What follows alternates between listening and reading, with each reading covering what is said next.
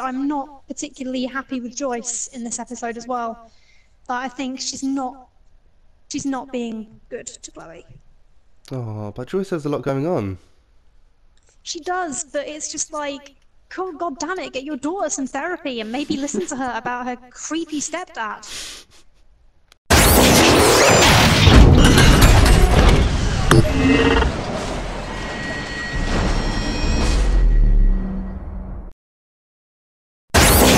Hi everyone, I'm John from GGS Gamer and I'm here with Vicky Taylor. Hey guys. We are here because Vicky, you've just finished the second episode of Life is Strange Before the Storm. How was it? I have indeed.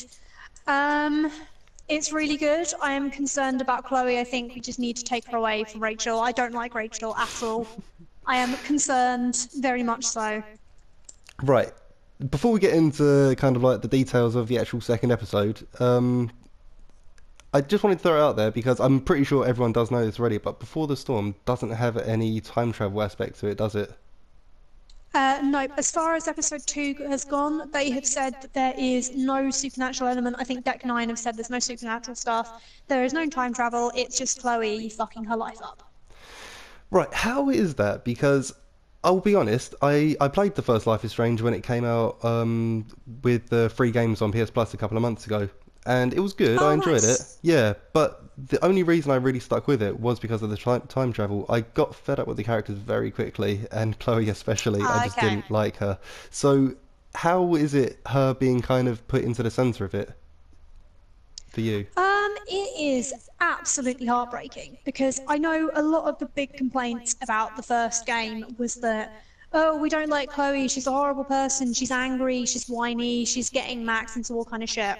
And they gave us reasons in the first game, and they were like, okay, I can maybe swing my line of thinking around. And then now we've got fully in control of her and control in her head, and especially seeing everything that went on just after Max left. It's just brutal because you've got to remember she's only like, I think, 16 in this one, and she is very, very young.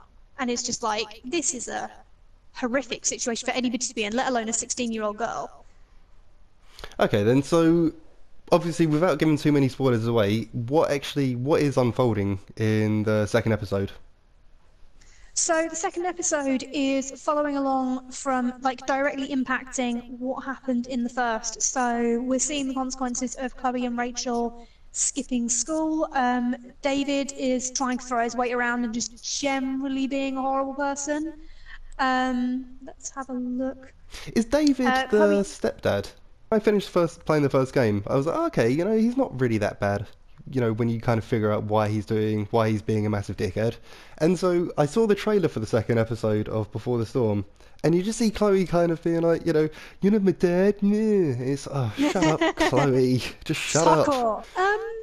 See, I think, because this is the really great thing about what Deck 9 and what everyone has done with Life is Strange is that I feel everyone's fairly well balanced, because, like, I think David means well, but he is just trying to run his house like a military barracks, and it kind of, that kind of thing would work on people that need it, not a traumatized 16-year-old, who he actually said to her face that she has had enough of a vacation from having a father figure.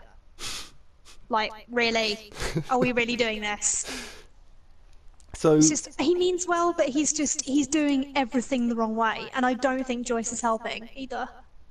So, from what I'm getting of it is that you've kind of got a lot of themes, kind of, family conflict, and I guess that kind of coincides with Chloe's little rebellious phase that's kind of running out throughout these episodes as well. So, how does that kind of balance out? Is it done quite well, or does it seem a bit over the top in places?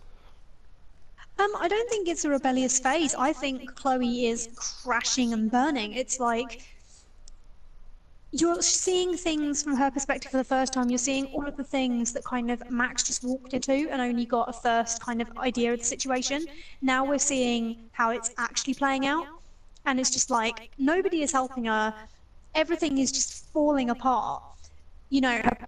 Joyce is completely siding with David and just being like, no, we're just gonna totally go along with all this crap he's pulling. The school don't seem to particularly like her. I'm suspecting because she's low income, because there's a few double standards going on here. And then Rachel is just blitzing into her life and promising her glitz and glamour.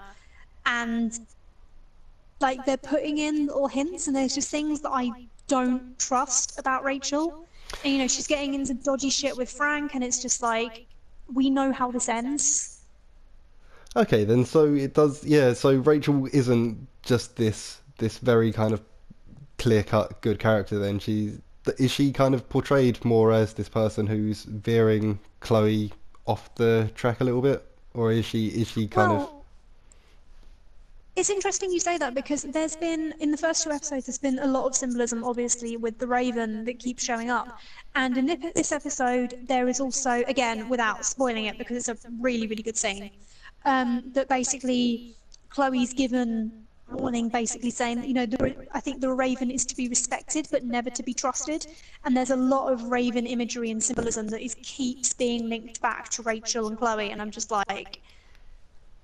There's a lot of things that don't add up when in the first game everyone's talking about, oh, what a lovely girl she was, and then everyone's reinforcing, she's little Miss Perfect, everyone loves her, and then 3 months after she disappears, no one's looking for her.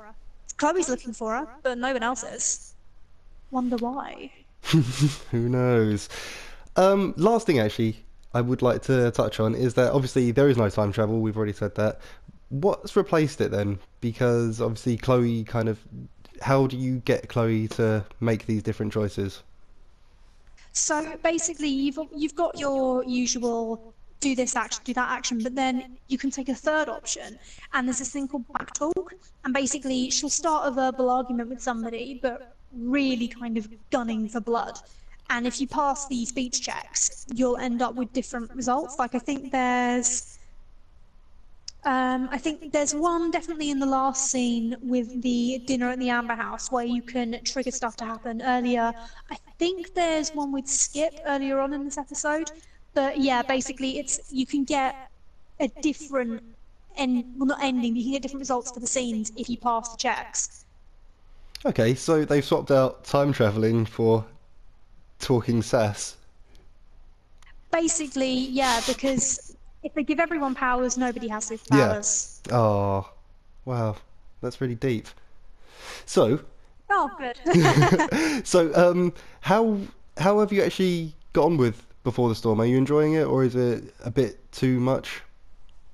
I'm massively enjoying it. I think, I know there was the whole issue with the voice actors still being replaced because of the strike. I think Rihanna DeVries has massively improved, but she's really, really done well in the second episode. I think she sounds fantastic.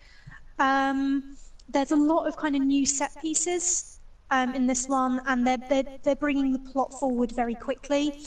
And also, other thing that I would like to mention that I think is quite a nice thing they've done. Depending on Rachel, of course, but yeah, we've got 3 LGBT characters in the game so far, which is quite nice, I think. And this is just presented as a regular thing, because you've got Rachel, maybe, if she's reciprocating Chloe's feelings, Chloe as well, and then you've got Steph as well, who, if anybody played the first episode, she's the girl in the playing the D&D, she's DMing. So yeah, that was quite nice to see. Oh, great. Okay, so it's got quite a wide cast of characters as well, like the first episode, like the first series as well, I guess. Yeah, no, it was quite good with, different character models for different body types, so it's quite nice to see, quite interesting. Yeah, great. And is it in the same setting as well? Sorry, I forgot to ask this. Is it still set in the school? Yeah, it's still set at Blackwell, so I think what they're doing is, I'm fairly sure they're mostly reusing assets. We did have a couple of new ones this time. But yeah, I would assume it's using a lot of the same stuff as the first game, with a few new locations added. It still looks a bit nicer, I'm guessing, though. They haven't just swapped, they're not just recycling the same old assets, are they? They've kind of, dressed them up a bit.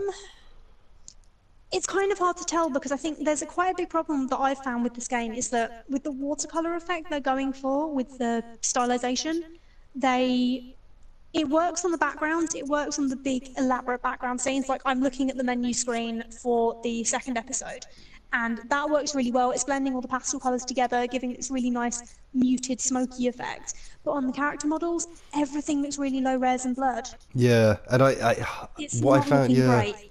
I found that people tend to kind of look a bit like action figures, I always think, Yeah, which I think is, Chloe's better animated than everybody else, and yeah, that's quite obvious. which can be quite annoying then when you have her talking to literally anyone else in the game and it's sort of like this Yeah, one very nice looking character model against some weird mannequin. yeah. But the dream sequences are absolutely terrifying. They're really well done. They feel like dreams, and they're very nicely done. That's really cool. I didn't realize that they'd done that. That sounds really interesting. So Yeah, I do mean, they happen quite if you haven't regularly? looked them up yet, yeah, there was one in the last episode near the end. There's one in the middle where Chloe's being given some cryptic warnings, and they're just horrifying. And again, there's creepy talking ravens, and it's just like, I do not trust Rachel one bit. If she's being continuously linked back to this raven, nope, do not trust. But Also, definitely Joyce play. is... Oh, definitely. Do we have any idea when the third episode will be out? I don't think they've said, so my guess is probably like early to mid-December, I would have thought. So Vicky, will there be a written review up for the second episode?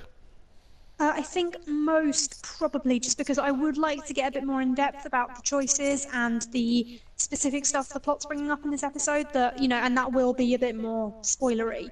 But I think just because the narrative is completely on point with this series, I think it's worth some discussion. I'll put the screenshots up for the choice screen because I think I got screenshots for it. But yeah, so yeah, I think I will do for this one.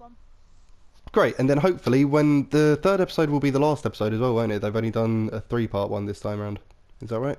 Yes, but if you buy the deluxe edition, you can get the bonus episode, which is, I think, max just before she moves to Seattle. So, yes. Okay, And so that's no. quite a nice But little I think bridge. it's going to be. Yeah, it's not going to be connected to the before the storm plot because obviously it's, I think, 2 years before that. Oh, okay, yeah, but still a nice little touch. Right, guys. So that was Vicky talking about Life is Strange Before the Storm episode 2. She's going to have a written review out hopefully quite soon, which will go into a bit more detail. Once that third episode is out, hopefully we can actually do a bit of a more in-depth chat about it as well. Not with me because I don't know what's going on. It's all 90210 to me. We need somebody on the team who's actually playing it. No one else is playing it. Okay, but until then, guys, please do like and subscribe if you enjoyed this. We're going to try and get a few more videos out like this every week now. Visit us at ggsgamer.com for more news stories, interviews and reviews, and please do follow us on Twitter at ggsgamer. Vicky, did I miss anything? No, don't think so. Yeah, go pick up Before the Storm and let us know what you think, whether you share my hatred of Rachel, and yeah, let us know. Like, subscribe, leave a comment.